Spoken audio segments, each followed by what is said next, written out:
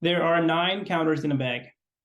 7 are green and 2 are blue. So 7 green, 2 blue. Ria takes at random 2 counters from the bag. So 2 counters, this means this is a combined events question because Ria can take counter 1 and then she can take counter 2. So that's 2 events. So this is a combined events question. And to do combined events questions, there are several methods.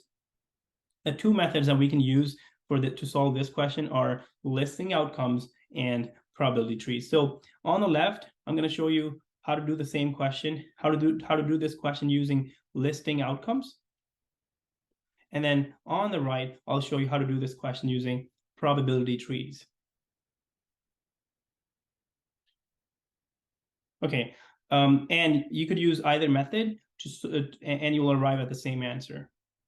Okay, so first off, let's list all the possible outcomes, right? And then we'll pick the ones that we're interested in. So the outcomes that we're interested in are the ones that have 1 counter of each color.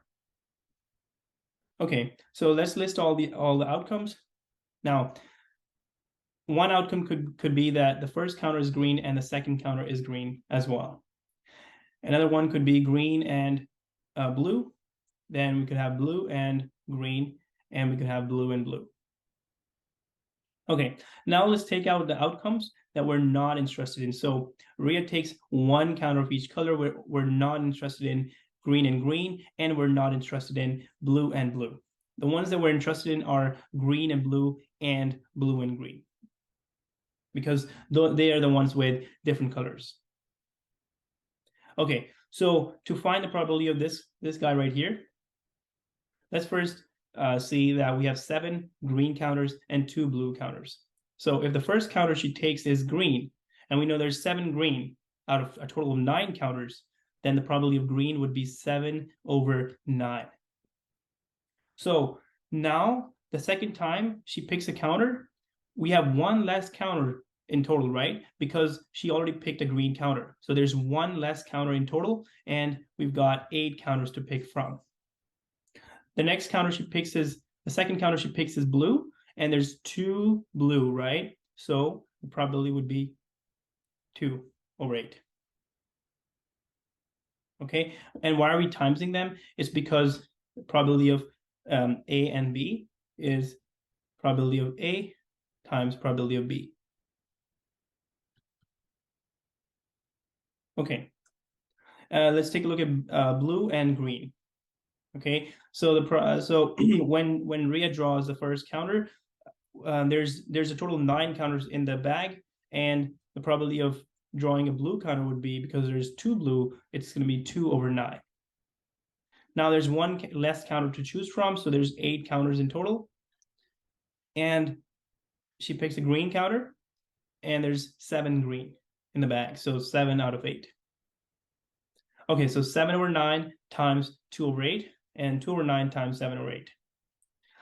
The answer to this one would be 14/72, right? And same for the other one, 14/72. Okay, and why did I put a plus between them? It's because you can have either this event or you can have this event. I mean, you can have these outcomes, green and blue, or you can have this outcome, right, blue and green. Can't have both.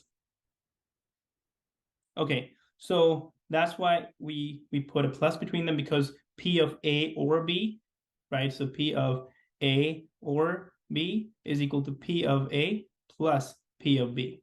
And that's the reason for putting a plus. So 14/72 plus 14/72 is going to be 28/72. You can leave it at that, or you could simplify the fraction. It's up to you. Okay, so at this point, we're done. Now let's take a look at the other method, probability trees. Okay, so because she takes 2 counters, our 2 events are going to be counter 1 and counter 2. So for counter 1, I'm going to write here counter 1 and then counter 2 here. Okay, so for counter 1, well, it could be green or blue.